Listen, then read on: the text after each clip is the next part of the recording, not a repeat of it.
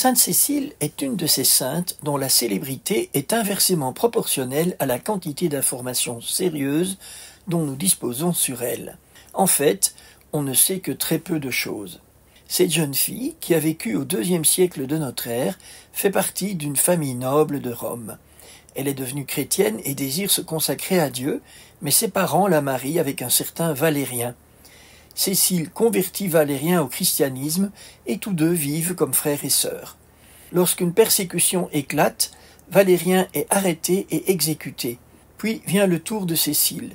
Sur le chemin du martyre, la légende dorée raconte que Cécile aurait entendu le chœur des anges, et c'est pourquoi elle a été choisie tardivement comme patronne des musiciens. On tente de l'ébouillanter dans les thermes de sa propre maison, qu'on a retrouvée lors de fouilles récentes sous l'église. Mais Cécile survit à cette tentative et finalement, elle est décapitée ou poignardée selon les versions. Elle est enterrée dans les catacombes de Saint-Calixte où on perd la trace de son tombeau. Mais l'histoire ne s'arrête pas là. En 822, le pape Pascal fait un songe.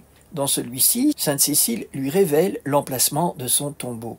Sa dépouille est bien trouvée là où elle l'avait annoncé et elle est transférée dans la basilique Sainte-Cécile du Trastevere.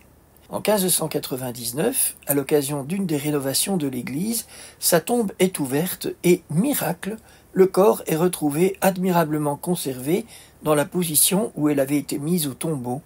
Le sculpteur Stefano Maderno réalise alors un magnifique gisant qui représente Cécile dans cette position.